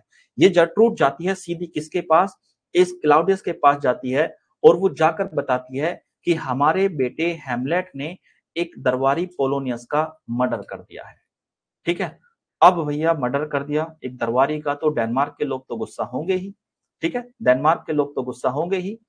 चलो भैया कोई बात नहीं है ना, डेनमार्क के लोग गुस्सा होंगे तो ये एक और प्लान बनाता है। ये जो क्लाउडियस है ये एक और प्लान बनाता है कि क्यों ना मैं अपने बेटे को डेनमार्क के लोगों के गुस्से से बचाने के लिए इंग्लैंड भेज दूं, है ना, इंग्लैंड भेज दूं ताकि लोगों का गुस्सा शांत हो जाए। लेकिन क्लाउडियस इतना सीधा नहीं है। क्लाउडियस इसको इसलिए भेजना चाहता है ताकि ये इंग्लैंड के राजा को एक पत्र लिख सके और उसमें उस पत्र में ये कह सके कि तुम प्रिंस हैमलेट को वहीं पर मार दो, है ना। तो इसका प्लान ये है, तो इसीलिए क्या करता है ये क्लाउडियस, वो क्वीन जर्ट्रूड को बुलाता है ना, क्वीन जर्ट्रूड को बुलाता है और हैमलेट को बुलाता है और इन दोनों को कन्विंस करने की कोशिश करता है कि भैया देखो डेनमार्क के लोग जो हैं वो अभी बड़े गुस्से में हैं, तो इसलिए तुम अभी अपनी जान बचाकर इंग्लैंड चले जाओ। ठीक है, वहां पर जाकर जो है तुम सेफ रहोगे। ठीक है, सेफ रहोगे। ठीक है जी, बात सही है। अब इसके साथ साथ ये रोजनक्रेंच एंड गिल्डनस्ट्रीन को भी जाने के लिए बोलता है। क्यों बोलता है, क्योंकि क्लाउडियस एक लेटर लिख कर देता है रोजनक्रेंच एंड गिल्डनस्ट्रीन को कि भैया ये लेटर तुम दोनों में से कोई नहीं खोलेगा, ये इंग्लैंड के राजा को तुम्हें जो है लेटर देना है। उस लेटर के अंदर एक कंस्पिरेसी लिखी है कि भैया वहां पर जाकर इस हैमलेट को मार देना है। ठीक है, इसलिए इस क्लाउडियस ने मना किया है कि इस लेटर को खोलना नहीं है। तो अब हैमलेट, रोजनक्रेंच एंड गिल्डनस्ट्रीन ये तीनों के तीनों पानी के जहाज से कहां जाते हैं, ये इंग्लैंड जा रहे होते हैं। वहां पर कुछ समुद्री लुटेरे जिन्हें हम पायरेट्स के नाम से जानते हैं वो इनके शिप पे आक्रमण कर देते हैं और वहीं पर इन दोनों को मार देते हैं। लेकिन किंग जो प्रिंस हैमलेट है ये अपनी जान बचाकर वहां से भागने में कामयाब हो जाता है और साथ में इसे एक कामयाबी और मिलती है कि जो लेटर क्लाउडियस ने दिया था उस लेटर को ये पढ़ने में कामयाब हो जाता है और इसे क्लाउडियस के सारे प्लान के बारे में पता चल जाता है कि मुझे इंग्लैंड इसलिए भेजा जा रहा था ताकि ये मुझे मार सके। तो ये क्या करता है, हैमलेट वापस आ जाता है और एक पत्र के माध्यम से अपने फ्रेंड होरेशियो को बता देता है कि भैया मैं वापस आ रहा हूं, साथ में जर्ट्रूड को भी बता देता है। तो ये होरेशियो इसको रिसीव करने के लिए चला जाता है कि भैया मेरा दोस्त वापस आ रहा है तो उसको रिसीव करने के लिए चलो। ठीक है, अब ये रिसीव करने के लिए जब जाता है इसी दौरान जो पोलोनियस का बेटा है लियर्टिस, उसको भी पता चलता है, फ्रांस में उसको भी पता चलता है कि उसके पिता क्लाउडियस का मर्डर कर दिया गया है। तो जैसे ही उसे पता चलता है वो तुरंत अपना बोरिया बिस्तरा बांध के चल देता है डेनमार्क की तरफ। और जैसे ही वो डेनमार्क में आता है उसको एक और बुरी खबर मिलती है कि उसकी बहन ओफिलिया ने भी अपनी जान दे दी है, अब वो जीवित नहीं है। उसकी जो ओफिलिया कैसे मरी इसका कोई पता नहीं है, लेकिन इतना पता है कि उसकी बॉडी एक पोंड में मिली है, एक तालाब में मिली है। ठीक है, इतना पता है। तो अब इस लियटिस को ये लग रहा है कि जो मेरी बहन है ओफिलिया, वो भी मर गई और पोलोनियस भी मर गया, मेरा पिता पोलोनियस भी मर गया, इसकी डेथ का कारण कौन है? ये हैमलेट ही है। तो वो अब हैमलेट से बदला लेना चाहता है। तो जैसे ही लियटिस डेनमार्क में आता है और ये हैमलेट भी वापस डेनमार्क में आ गया है, तो हैमलेट जब वापस आ रहा होता है तो इसे कुछ ग्रेव डिगर मिलते हैं, कब्र खोदने वाले मिलते होते हैं। कब्र खोदने वालों को पहले तो एक स्कल मिलता है, एक खोपड़ी मिलती है, और वो खोपड़ी जो है किसकी होती है? एक योरिक की होती है। योरिक जो था ये एक फॉर्मर जेस्टर था, जब राजा किंग हैमलेट थे उस समय पर ये मतलब यो जेस्टर था। तो प्रिंस हैमलेट इस खोपड़ी को पहचान लेते हैं कि ये तो योरिक की खोपड़ी है। अब उन ग्रेव डिगर्स से ये हैमलेट ये बात भी पूछता है कि ये कब्र जो खोदी जा रही है, ये किसके लिए खोदी जा रही है? तो ये कब्र जो है वो ग्रेव डिगर बताते हैं कि ये ओफिलिया के लिए खोदी जा रही है, जो अपने पिता की मौत का जो गम है वो सहन नहीं कर पाई और उसने अपनी जान दे दी। तो ऐसा जानने के बाद हैमलेट को बड़ा दुख होता है कि मेरी बिलव्ड ओफिलिया अब नहीं रही। वहीं पर वहीं पर ये लियटिस भी आ जाता है और इन दोनों में लड़ाई होने लगती है। किस-किस में? हैमलेट के बीच में और लियटिस के बीच में लड़ाई होने लगती है। लियटिस कहता है हैमलेट से कि भैया तेरी वजह से मेरे पिता की डेथ हुई है, तूने मेरे पिता को मार दिया और उसी की वजह से ओफिलिया की भी डेथ हुई है। तो इन दोनों में भयंकर लड़ाई होनी शुरू हो जाती है। वहीं पर क्लाउडियस पहुंच जाता है। वहीं पर क्लाउडियस पहुंचकर कहता है कि भाई तुम यहां मत लड़ो, अभी इस ओफिलिया का फ्यूनरल होने दो, यहां मत लड़ो। अगर तुम दोनों को लड़ना ही है तो मैं तुम्हारे बीच में एक फेंसिंग मैच रखवा दूंगा। फेंसिंग मैच की बात क्या है? ये तलवारबाजी का एक कंपटीशन है। मैं तुम दोनों के बीच में फेंसिंग मैच रखवा दूंगा, तुम्हें जितना लड़ना है वहां लड़ लेना। ठीक है भाई, दोनों शांत हो जाते हैं, अपने अपने घर को चले जाते हैं। और बाद में बात आती है किसकी? फेंसिंग मैच की, कि भैया फेंसिंग मैच के बीच में ये दोनों लड़ाई करेंगे। लेकिन ये क्लाउडियस बड़ा तेज इंसान है। क्लाउडियस जाता है इस लियटिस के पास, वो कहता है कि भाई देख, फेंसिंग मैच में तेरे और हेमलेट के बीच में रखवाऊंगा। उस फेंसिंग मैच में तेरी जो तलवार होगी उस पे मैं पॉइजन लगवा दूंगा।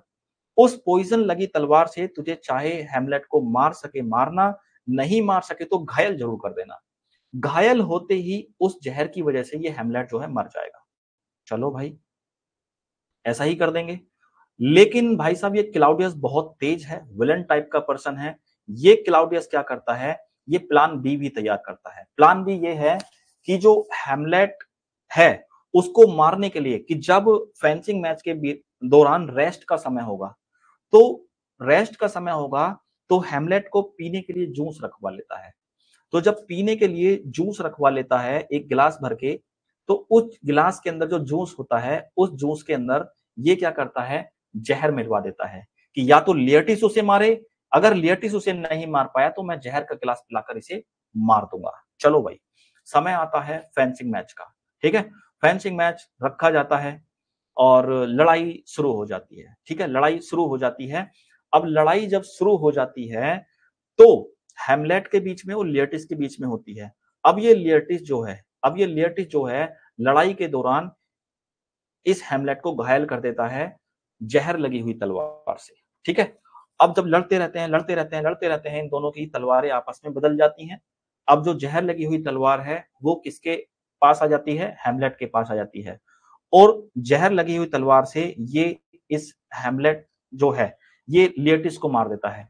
और लियटिस को मार तो देता है, लेकिन उसकी डेथ के बाद उसको ऐसा लगता है कि इस पे कुछ जहर लगा है, या फिर उसको डाउट हो जाता है, तो वो समझता है कि इसी तलवार से मैं भी घायल हुआ हूं, तो ये तलवार जो है मुझे भी कुछ देर में मार देगी, इसलिए मैं इस किंग क्लाउडियस को अपनी मौत से पहले मार देता हूं। ठीक है, अब इस फेंसिंग के बीच में जो ब्रेक लेने वाला समय था, वहां पर जो जूस का गिलास रखा गया था, एक्चुअली ये जूस का गिलास किसके लिए था? क्लाउडियस के लिए। लेकिन इस जूस के गिलास को कौन पी लेती है? ये जर्ट्रूड पी लेती है। जैसे ही ये जूस का गिलास पीती है, इसकी मौत हो जाती है। तो प्रिंस हैमलेट ये देखकर और सरप्राइज्ड हो जाता है कि मेरी मौत के लिए एक नहीं, दो-दो प्लान बनाए हैं क्लाउडियस ने। तो ये बढ़ता है किसकी तरफ को? अपनी तलवार लेने के लिए लेकर हैमलेट क्लाउडियस की तरफ को। क्लाउडियस के पास जाता है और उसको क्या करता है, मार डालता है। ठीक है, क्लाउडियस जो है उसको मार डालता है, और सॉरी क्लाउडियस को मार डालता है, हैमलेट जो है ये क्लाउडियस को मार डालता है। और जब ये मार डालता है तो ये लास्ट में जाकर अपने दोस्त होरेशियो की बाहों में चला जाता है। ठीक है, ये बाहों में लेट कर रहता होता है, होरेशियो विलाप कर रहा होता है, दुख व्यक्त कर रहा होता है कि भैया मैं भी अब नहीं जीना चाहता मेरे दोस्त, मैं भी तुम्हारे साथ मरना चाहता हूँ। ये हैमलेट जो है उससे मना करता है, नहीं भाई तुम्हें तो जीना है, और तुम्हें इसलिए जीना है, लोगों को बताना है कि कैसे मैंने अपने पिता किंग हैमलेट की मौत का बदला ले लिया। तुम्हें लोगों को ये बताना है। कुछ समय बाद ये जो 14 ब्रास है, नॉर्वे का प्रिंस, ये डेनमार्क पे आक्रमण करने के लिए आता है, लेकिन वहां देखता है कि वहां तो प्रिंस हैमलेट भी, किंग क्लाउडियस भी, है ना, पोलोनियस भी, जर्ट्रूड भी, ओफिलिया भी, लियटिस भी, ये सब मरे पड़े हैं। ये सब मरे पड़े हैं, मैं अब लड़ूं किससे? तो अब ये होरेशियो बताता है इसे 14 ब्रास को पूरी स्टोरी की कैसे कैसे साम्राज्य का अंत हुआ। अब वहां पर ये जो 14 ब्रास है, जैसे ही ये प्रिंस हैमलेट की स्टोरी को सुनता है तो उसकी बहादुरी से, उसकी ब्रेवरी से, उसके करेज से बहुत इंप्रेस होता है, और उसको एक ओनर वाला फ्यूनल देता है, एक सैनिक वाला फ्यूनल देता है, और इसी के साथ ये स्टोरी खत्म हो जाती है। आई होप कि आप लोगों को ये चीजें समझ में आई हैं। ठीक है, शुरू करें फिर प्रैक्टिस करना। समझ में आया या नहीं आया ये बताओ। स्टोरी आपको समझ में आ गई? चीजें कनेक्ट करके आपको बताई गई हैं। अब इसकी जितनी भी कोटेशंस हैं वो हम कल डिस्कस करेंगे, लेकिन आज हम प्रैक्टिस कर लेते हैं कुछ क्वेश्चंस को। ठीक है, जितनी भी कोटेशंस हैं इसकी कल हम प्रैक्टिस करेंगे, क्योंकि हैमलेट प्ले को एक दिन में खत्म करना पॉसिबल नहीं है। कोटेशन मैं सारी कराऊंगा, हिंदी में उनकी एक्सप्लेनेशन भी बताऊंगा, है ना, बिल्कुल अच्छे से सारे प्ले हम इसी तरह से समझते हुए चलेंगे। राइट जी, चलिए प्रैक्टिस स्टार्ट करते हैं। क्वेश्चन नंबर आप लोगों को 1 का आंसर करना है कि name the great tragedy of William Shakespeare. इसको आप ट्रेजेडी ना कर कर ट्रेजेडीज कर लीजिए, कि विलियम शेक्सपियर की ट्रेजेडीज जो हैं वो कौन कौन सी हैं, ग्रेट ट्रेजेडीज।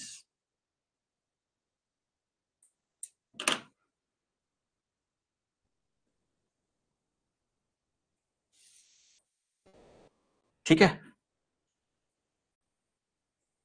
हाँ, ध्यान से समझते हुए चलें कि इनकी जो ग्रेट ट्रेजेडीज हैं उनको हम होकम के नाम से जानते हैं। ये कोड बना रखा है बच्चों ने, ठीक है, याद करने के लिए। यानी कि हैमलेट है, ओथेलो है, किंग लियर है और मैकबेथ है, इनको हम होकम कहते हैं। एक चीज और ध्यान रखना कि कभी कभी इन चारों का एग्जाम में आप लोगों से सीक्वेंस भी पूछ लिया जाता है, तो इनका सीक्वेंस भी ध्यान रखें। पहले आपका हैमलेट, है ना, फिर आप लोगों का ओथेलो, फिर किंग लियर और फिर मैकबेथ। इनका सीक्वेंस भी आप लोग ध्यान रखें, और ये चारों ही आपकी ग्रेट ट्रेजेडीज कही जाती हैं।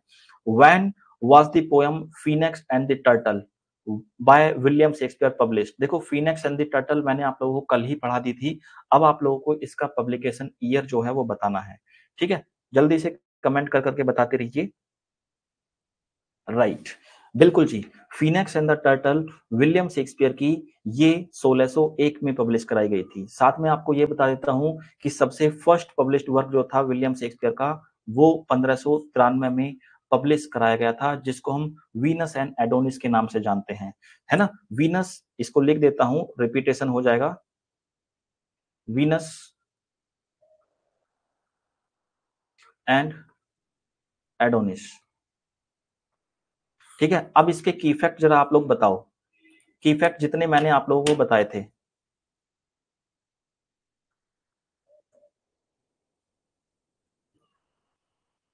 जल्दी से बताओ भाई, वीनस एंड एडोनिस के की फैक्ट। साफ साफ लिख देता हूं, Venus and Adonis. Venus and Adonis 1593 में आई हुई एक पोयम है। ठीक है, इसको हम लॉन्ग नैरेटिव पोयम के नाम से जानते हैं, और ये जो पोयम है आपकी 199 स्टैंजास में लिखी हुई है। 6 लाइन के स्टैंजा हैं, हर एक स्टैंजा की राइमिंग स्कीम आपकी ABCC है ना। ओविड की मेटामॉर्फोसिस से इसकी सोर्स ली गई है। है ना जी। इसको first year of my invention भी विलियम शेक्सपियर ने कहा है। इसके अलावा 1594 में 1954 में आप लोगों की रेप ऑफ लुक्रीस आई है। इसके अलावा फिर 1599 में आप लोगों की पैशनेट पिलग्रिम आई है। इसके अलावा 1601 में the Phoenix and the turtle आई है। इसके अलावा 1609 में आप लोगों की ए लवर्स कंप्लेन आई है। ठीक है, ये चीज मैंने आप लोगों को रटवा दी है, बस रिपीटेशन के लिए बता रहा था। हु स्पीक्स द फर्स्ट या फिर ओपनिंग लाइन या फिर speech of the play Hamlet, who is there. ये जो ओपनिंग लाइन है या फिर जिसे हम फर्स्ट लाइन कह सकते हैं इस प्ले की, वो सबसे पहले कौन बोलता है? विलियम शेक्सपियर के प्ले की हैमलेट की जो ओपनिंग लाइन है वो कौन बोलता है? राइट, एक पहरेदार है, ठीक है जी, उसका नाम है बर्नाडो। बर्नाडो इसको बोलता है हु इज देयर। ठीक है जी। क्वेश्चन नंबर आप लोगों को 4 का आंसर करना है कि who wrote the book Shakespearean tragedy 1904। 1904 जो शेक्सपियरियन ट्रेजेडी है इसको कौन बोलता है? ठीक है, अब देखो शेक्सपियरियन ट्रेजेडी 1904 में जो आई थी वो आप लोग ही कही जाती है कि एसी ब्रेडले ने इसको लिखा था। लेकिन मैं साथ-साथ आप लोगों को एक और बात बता देता हूं कि शेक्सपियरियन ट्रेजेडी नाम का वर्क एक 1948 में भी आया था, 1948 में भी आया था, जो एच बी चार्ल्टन ने लिखा था। किसने जी? एच बी चार्ल्टन ने। ठीक है, एच बी चार्ल्टन ने इस वर्क को लिखा था। अब एक चीज और ध्यान रखना कि जब आप हैमलेट प्ले को पढ़ते हो तो उसमें जो किंग हैमलेट का मर्डर है उनके भाई क्लाउडियस ने किया था। तो जब आप वन वर्ड सब्स्टिट्यूशंस पढ़ते हो तो जो किलिंग ऑफ ब्रदर होती है वो आप लोगों की किलिंग ऑफ ब्रदर को क्या कहते हैं? ये वन वर्ड सब्स्टिट्यूशन का क्वेश्चन है, लेकिन यहां पर मैंने इसलिए पूछ लिया है कि आपके यूपी टीजीटी के पॉइंट ऑफ व्यू से इंपॉर्टेंट है। ठीक है, किंग हैमलेट को उसका भाई क्लाउडियस मारता है और उसको हम क्या कहते हैं? फ्रैट्रिसाइड। यानी कि जब एक भाई दूसरे भाई का मर्डर कर दे तो हम उसे फ्रैट्रिसाइड कहते हैं। राइट, इसके अलावा आप लोगों का where is the university at which Horatio and Hamlet studies. आप लोगों को बताना है कि उस यूनिवर्सिटी का नाम क्या है कि जहां पर होरेशियो ने और हैमलेट ने स्टडी की थी। देखो ये क्वेश्चन आपको इजी इसलिए लग रहे होंगे क्योंकि हैमलेट प्ले को आपने मल्टीपल टाइम्स पढ़ा है ना। और अभी इजी इसलिए भी लग रहा है कि हम मैं कोटेशन से तो क्वेश्चन पूछ नहीं रहा हूं आपसे। कोटेशन में आपके आपसे कल पूछूंगा जैसे जैसे हमारी क्लासेस आगे बढ़ती जाएंगी, क्वेश्चंस की डेप्थ आपकी बढ़ती जाएगी। राइट, तो ये विटनबर्ग यूनिवर्सिटी इसका करेक्ट आंसर रहेगा आप लोगों का। राइट जी, अब आप लोगों को ये बताना है कि which play of William Shakespeare has been described by T.S. Eliot as an artistic failure। सारे फैक्ट, जितने भी फैक्ट हैं आप लोगों के, जितने आज डिस्कस होते हैं आज डिस्कस कर लेंगे, जितने नहीं होते हैं बच जाते हैं वो कल डिस्कस करेंगे। राइट जी। जी, ये आर्टिस्टिक फेलियर जो कहा था हैमलेट को कहा था टी.एस. इलियट ने। ठीक है जी, टी.एस. इलियट ने कहा था हैमलेट को आर्टिस्टिक फेलियर। यहां पर आप लोगों का हैमलेट होना चाहिए। प्ले की बात पूछी है, ठीक है, तो इसे भी सही कर देते हैं।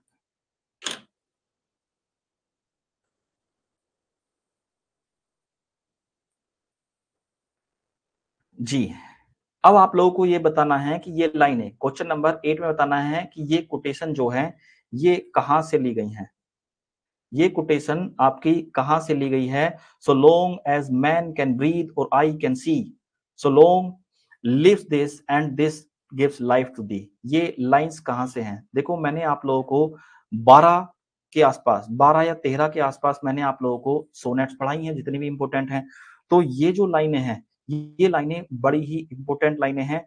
और सोनेट नंबर किससे हैं? 18 से हैं। ठीक है, यानी कि सोनेट नंबर 18 में विलियम शेक्सपियर कपलेट के अंदर ये कहते हैं कि so long as man can breathe, कि जब तक इंसान सांसें लेता रहेगा या उसकी आंखें जो हैं देखती रहेंगी तब तक मेरी जो ये पोइट्री है वो तुम्हें क्या देती रहेगी? लाइफ देती रहेगी। ये किसके लिए बोला है? फेयर यूथ को के लिए बोला है विलियम शेक्सपियर ने। यानी कि विलियम शेक्सपियर फेयर यूथ को इमोर्टलाइज करना चाहते हैं और वो अपनी पोएट्री के माध्यम से कहते हैं कि जब तक मेरी लोग पोएट्री पढ़ते रहेंगे तब तक ये पोएट्री तुम्हें लाइफ देती रहेगी मेरे दोस्त।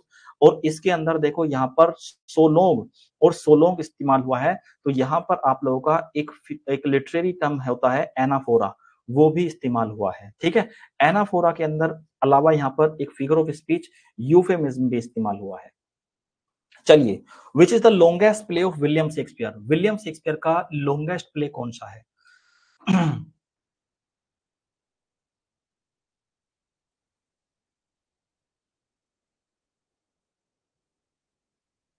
ठीक है, longest play of William Shakespeare कौन सा है? जी, देखो जब हम लॉन्गेस्ट प्ले की बात करते हैं विलियम शेक्सपियर के, तो आप लोगों का हैमलेट को ही हम लॉन्गेस्ट प्ले कहते हैं। लेकिन कभी-कभी जरूरी नहीं है एग्जाम में आपका लॉन्गेस्ट प्ले ही पूछा जाए। लॉन्गेस्ट प्ले के अलावा इसकी आप लोगों को अपोजिट चीज पूछी जा सकती है कि विलियम शेक्सपियर का शॉर्टेस्ट प्ले कौन सा है? तो shortest play of William Shakespeare कौन सा है? The comedy of errors. ठीक है, द कॉमेडी ऑफ एरर्स को हम शॉर्टेस्ट प्ले के नाम से जानते हैं। ये quote but no such roses see I in her cheeks, ये लाइन कहां से है? ये एक कोट है, ये इसके अंदर आपको फिगर ऑफ स्पीच बताना है कि कौन सा फिगर ऑफ स्पीच इस्तेमाल हुआ है। इस लाइन के अंदर कौन सा फिगर ऑफ स्पीच इस्तेमाल हुआ है, जबकि ये पोयम मैंने बिल्कुल आपको लाइन बाय लाइन डिटेल में पढ़ाई है। ठीक है, ये चीजें मैं आपको रटवाने की कोशिश करता हूं, इसलिए आपको ऐसे क्वेश्चन देता हूं लाला कर निकाल कर कि आप लोगों को लंबे समय तक याद रहे।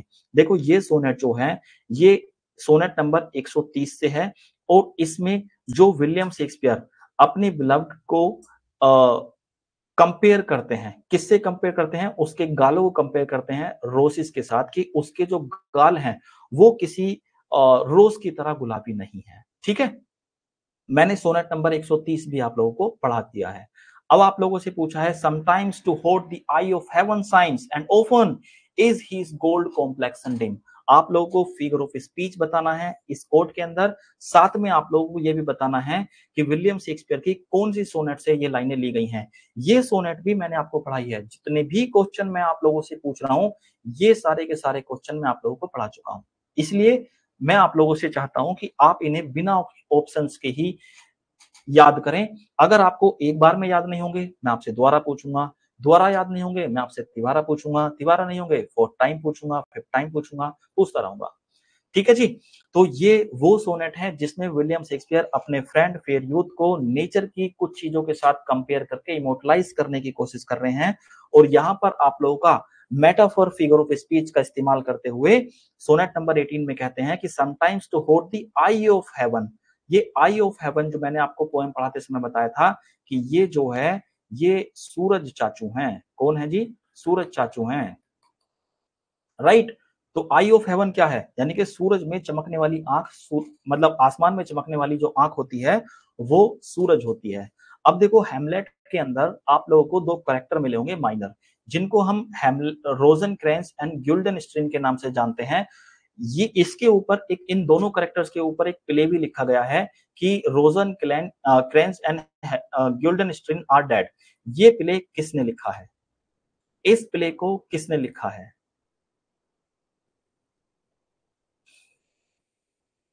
जी, इस प्ले को लिखने वाले जो हैं उनको हम, बिल्कुल सही, जो पुराने बच्चे हैं देखो वो तो आंसर दे पा रहे हैं, लेकिन नए बच्चे नोहन टेट कह रहे हैं नहीं भैया वो नहीं है, उन्होंने तो किंग लियर को रिवाइज किया था। देखो ये जो रोजेनक्रेंस एंड गिल्डनस्ट्रीन आर डेड हैं, ये एक ट्रेजी कॉमेडी है। क्या है जी? एक ट्रेजी कॉमेडी है। इसको हम ट्रेजी कॉमेडी को हम क्या कहेंगे? टॉम स्टोपार्ड ने इसको लिखा है। कब लिखा है? 1966 में लिखा है, यानी कि मॉडर्न टाइम में इसको लिखा है। राइट जी, ये एक ट्रेजिक कॉमेडी है। क्वेश्चन नंबर 13 का आंसर करें। क्वेश्चन नंबर 13 का आप लोगों को आंसर करना है। थोड़ी सी स्पीड बढ़ा लेते हैं, क्लास की लेंथ लंबी हो जाएगी वरना।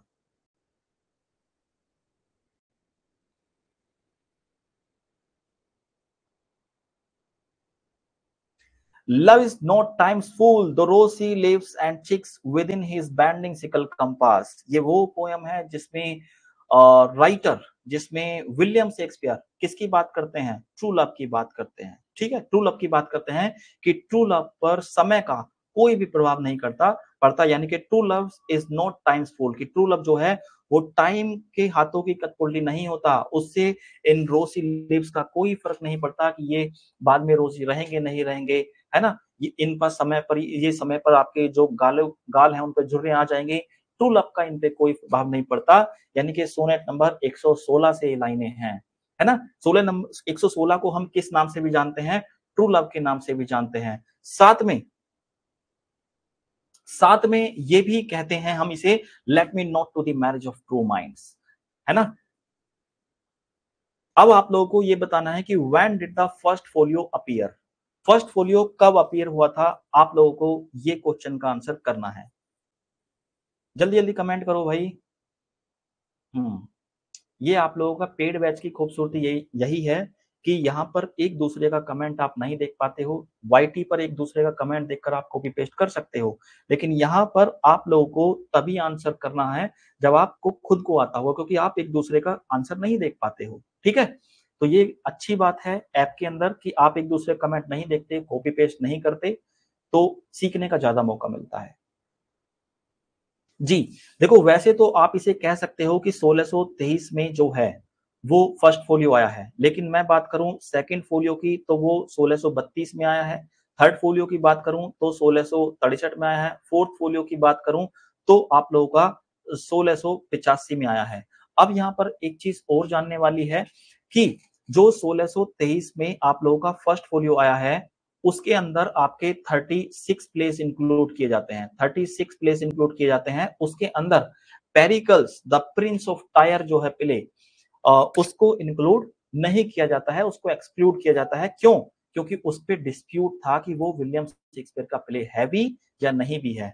अब ये जो 1623 में आप लोगों का फर्स्ट फोलियो आया है, इसका जो प्रीफेस दिया है वो बेन जॉनसन ने दिया है। बेन जॉनसन ने अपनी poem to the memory of my beloved the author mister William Shakespeare को लिख कर दिया है। साथ में एक चीज और ध्यान रखिएगा कि जो सेकंड फोलियो आया है इसका प्रीफेस देने वाले आपके जॉन मिल्टन है। जॉन मिल्टन की ओन शेक्सपियर को एपिटाफ के रूप में यहां पर दिया गया है, ठीक है? जॉन मिल्टन ने एपिटाफ के रूप में अपनी ओन शेक्सपियर पोएम को दिया है, राइट? अब आपको ये बताना है क्वेश्चन नंबर 15 में कि from fairest creature we desire increase that thereby beauty's rose might never end die, sorry. तो ये बताना है कि ये एक सोनेट है, विलियम शेक्सपियर के द्वारा लिखी हुई सोनेट है। इस सोनेट के अंदर ये नंबर कौन सा है? सोनेट का नंबर आपसे पूछा है कि किस सोनेट से ली गई है। कुछ बच्चे कह रहे हैं सोनेट नंबर 148 है ना? अलग अलग लोगों के आंसर आ रहे हैं। तो ये विलियम शेक्सपियर की सोनेट नंबर फर्स्ट है, from fairest creature we desire increase. एक चीज और ध्यान रखना कि एक से लेकर 17 सोनेट तक जो विलियम शेक्सपियर की हैं उनको हम कौन सी सोनेट कहते हैं? प्रोक्रिएशन सोनेट कहते हैं। प्रोक्रिएशन सोनेट जो है आप लोगों की विलियम शेक्सपियर की 17 है, ठीक है जी? उनमें से पहली सोनेट ये है, ओपनिंग लाइन है। अब आप लोगों को क्वेश्चन नंबर आप लोगों को करना है 16 का answer. When my love swears that she is made of truth I do believe her though I no she lies. कि जब जब मेरी बिलव्ड ये कहती है ना, जब जब मेरी बिलव्ड ये कहती है कि मैं कसम खाकर कहती हूँ कि जो भी कुछ मैं कह रही हूँ वो सच है, वो सत्य है, मैं ऑनेस्ट कह रही हूँ।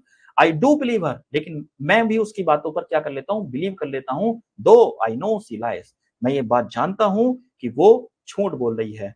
तो विलियम शेक्सपियर की ये सोनेट है और इस सोनेट को हम सोनेट नंबर 138 के नाम से भी जानते हैं। ये मैं पढ़ा चुका हूं और आपके टीजीटी के साथ साथ ये आपकी एलटी ग्रेड के लिए भी इंपॉर्टेंट है। जब हम एलटी ग्रेड का सिलेबस कवर करेंगे तो आपको ये सोनेट में एक बार फिर से आप लोगों को पढ़ाऊंगा।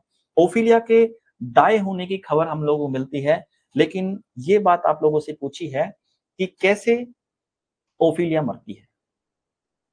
मैंने स्टोरी के दौरान आप लोगों को बताया कि ओफिलिया कैसे मरती है, कैसे। जी देखो, ओफिलिया की डेथ का रीजन तो अननोन होता है, लेकिन उसकी जब बॉडी पाई जाती है तो वो पोंड के अंदर पाई जाती है, एक तालाब के अंदर पाई जाती है, ठीक है? हाँ, लोग कहते हैं डूबने की वजह से हुई है, ड्राउंड हुई थी, है ना, ड्राउनिंग की वजह से हुई है। तो लेकिन कुछ भी कहो अब, पौंड में पाई है, तालाब में तैरती हुई पाई है, तो क्या कर सकते हैं। What does the ghost of king Hamlet reveal? जो किंग हैमलेट का जो घोस्ट था वो आकर क्या रिवील करता है, क्या रिवील करता है भाई? देखो सिंपल एक लाइन में इसका आंसर ये होता है कि जो किंग हैमलेट का घोस्ट है उसका पर्पस मेन जो होता है वो ये होता है कि वो अपने बेटे प्रिंस हैमलेट को आकर बताए कि ही वाज मर्डर्ड, कि उसका मर्डर किया गया था। ठीक है, वो मिस्ट्री बताना चाहता है कि क्लाउडियस ने उसको मारा था। ठीक है, और वो उसकी डेथ का क्या ले, अवेंज ले। What play does Hamlet stage to confirm Claudius guilt? देखो क्लाउडियस के गिल्ट को पता लगाने के लिए हैमलेट एक नाटककारों की मंडली से एक नाटक परफॉर्म कराता है। उस नाटक को क्या कहते हैं, यानी कि जिसको हम प्ले विद इन प्ले कहते हैं, उसका नाम क्या है? जिसको हम प्ले विद इन प्ले कहते हैं उसका नाम आप लोगों से पूछा गया है। देखो उसको हम, मैंने आप लोगों को दोनों ही नाम बताए हैं कि उसको हम या तो माउस ट्रैप के नाम से जानेंगे या फिर उसे हम द मर्डर ऑफ गोनगेजो के नाम से जानेंगे। ठीक है, एक चीज याद रखना, कुछ बच्चों के दिमाग में ये क्वेश्चन आ सकता है कि सर कोट्स तो आ ही नहीं रहे। भाई कोट्स ऐसी नहीं है कि जो एक ही दिन में कवर करा दिए जाएं। कोट्स हेमलेट प्ले के कुछ ज्यादा है, तो उन्हें हम कल डिस्कस करेंगे। ठीक है, थोड़ा सा पेशेंस रखने की जरूरत है। और कोई और बच्चा आप लोगों के साथ हो जो पेड बैच में एनरोल करना चाहता हो तो प्लीज उनको बता दें और मेरा नंबर भी उनको दे दें, क्योंकि आज ही से आप लोगों के प्लेज को पढ़ाना मैंने शुरू किया है, तो वो लोग एनरोल कर सकते हैं। ठीक है, 9368000671 मेरा नंबर है। इस नंबर पे कॉल या मैसेज करके वो एनरोल कर सकते हैं इस कोर्स के अंदर। ठीक है जी। जी, अब ये कोट आपसे पूछा गया था कि who said Shakespeare is drunkard savage with some imagination play whose plays please only in London and Canada. यानी कि शेक्सपियर को एक ड्रंकन सैवेज कहा गया है और ये भी कहा गया है कि इनके प्ले जो हैं वो वर्ल्ड वाइड एप्रिशिएट नहीं किए जाते थे, उसको तो लंदन में, कनाडा में, ऐसे ऐसे जगह पर जो है वो एप्रिशिएट किए जाते थे। ठीक है, तो ये आप लोगों का वोल्टेयर नाम के करेक्टर बोलते हैं, स्कॉलर बोलते हैं। चलिए जी, ये तो हो गया क्वेश्चन हमारा। अब आप लोगों को इस प्ले के अंदर what is the tragic flaw of Hamlet, है ना, ट्रेजिक फ्लो ऑफ हेमलेट आप लोगों को बताना है। देखो एक चीज और ध्यान रखना, इस ट्रेजिक फ्लो नाम के टर्म को या फिर इसे हम अ, दूसरी तरह से ये जान सकते हैं, ये ट्रेजिक फ्लो जो है ये टर्म दिया है एरिस्टोटल ने। ठीक है, एरिस्टोटल ने दिया है अपने वर्क किसके अंदर, द पोएटिक्स के अंदर। हाँ जी, इसकी जो ट्रेजिक फ्लो है ना, हैमलेट अपनी भी जान गवा देता है, तो ट्रेजिक फ्लो जो होगा प्रोक्रास्टिनेशन होगा। प्रोक्रास्टिनेशन क्या है कि किसी भी एक्ट को, किसी भी एक्शन को परफॉर्म करने में क्या करना, डिले करना।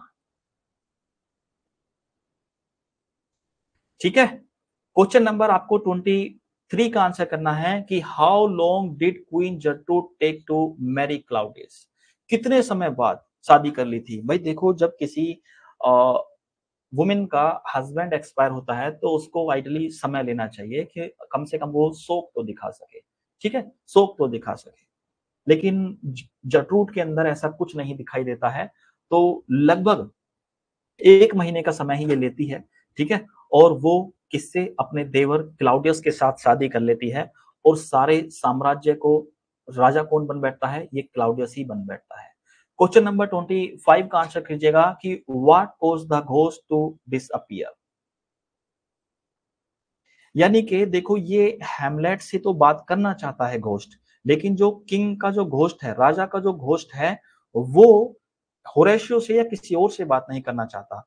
और एक बार तो ये घोस्ट जो है डिसअपियर भी हो जाता है और माना जाता है कि जो जो मुर्गे की जो कॉक है, ठीक है, क्रो करता है मुर्गा, सुबह हो जाती है तो जिसकी वजह से घोस्ट डिसअपियर हो जाता है। और आपको पता है कि जितनी भी नेगेटिव एनर्जी वाली चीजें होती हैं वो नाइट के समय में ही एक्टिव होती हैं। अच्छा, एक चीज मेरे को और याद आ रही है कि जो ये घोस्ट है ना, ये जो किंग हैमलेट का जो घोस्ट है, जो किंग हेमलेट का जो घोस्ट है, ये जो रोल परफॉर्म किया है, ये विलियम शेक्सपियर ने ही परफॉर्म किया है। ये जो घोस्ट का रोल है, ये विलियम शेक्सपियर ने ही परफॉर्म किया है, ये भी बात आप लोग ध्यान रखना। आज का लास्ट क्वेश्चन आप लोगों की स्क्रीन पर है भाई, कि देखो इसमें इसमें आप लोगों को दो करेक्टर तो ऐसे हैं जो प्ले की शुरुआत होने से पहले ही चले जाते हैं। उनमें से कौन कौन है? दोनों के दोनों किंग हैं। एक तो किंग हेमलेट की डेथ प्ले ओपन होने से पहले हो जाती है, एक है किंग फोर्टिनब्रास की डेथ, उनकी भी डेथ इस प्ले को ओपन होने से पहले हो जाती है। तो इसमें, और रश्मि कह रही है 18 करेक्टर मर जाते हैं, ना भैया 18 नहीं है ना। अब इसमें आप लोगों को देखना है कि देखो सबसे पहला करेक्टर पोलोनियस की डेथ होती है। पोलोनियस की डेथ कहां पर होती है? जो क्लोसेट सीन देखा था ना आप लोगों ने, पर्दे के पीछे जब ये छुपा होता है चैम्बर में जटरूट के, तो पर्दे के पीछे ये मार देता है इसको, कौन? हेमलेट। इसके बाद ओफिलिया की डेथ होती है, ये पौंड में मिलती है क्योंकि अपने पिता की शायद ये डेथ का जो सदमा है बर्दाश्त नहीं कर पाई थी। उसके अलावा रोजन क्रेंच एंड गुल्डन स्ट्रीम की डेथ होती है, ये दोनों जब जा रहे होते हैं इंग्लैंड शिप में, इनको मार दिया जाता है पायरेट्स के द्वारा। इसके अलावा जटरूट जटरूट जो होती है इसको, मतलब ये पॉइजन पी लेती है, जो पॉइजन क्लाउडियस ने बनाया था किसके लिए? हेमलेट के। लेकिन उस पॉइजन को कौन पी जाती है? उस पॉइजन से बने हुए जूस को पी जाती है जटरूट, जिसकी वजह से इसकी भी डेथ हो जाती है। इसके अलावा लियटिस लियटिस की डेथ कब हो जाती है? लियटिस की और जो लियटिस की डेथ फेंसिंग मैच के दौरान हो जाती है। इसको कौन मार देता है? हेमलेट मार देता है। इसके अलावा क्लाउडियस की डेथ हो जाती है। क्लाउडियस की डेथ भी किसके द्वारा होती है? क्लाउडियस का मर्डर भी किसके द्वारा होता है? हेमलेट के द्वारा ही होता है। लेकिन सबसे बाद में जो डेथ होती है वो प्रिंस हेमलेट की ही होती है। राइट जी। तो ये आपके प्रैक्टिस के 25 क्वेश्चन भी मैंने आपके करा दिए हैं। तो कल हम इसकी कोर्स को डिस्कस करेंगे, ठीक है जी। और फिर से वही कहूंगा मैं कि आज से हमारे प्ले शुरू हो गए हैं, 22-23 प्लेस को हम डिस्कस करते हैं यूपी टीजीटी के लिए। इसकी कोर्स को हिंदी में मैं आप लोगों को एक्सप्लेन करूंगा और आई होप आपको इसकी सारी चीजें समझ में आई होंगी, ठीक है। तो पेशेंस के साथ बैठिएगा। लेंथ आज से थोड़ी लंबी इसलिए रहेगी क्योंकि स्टोरी बतानी होती है और भी चीजें बतानी होती हैं।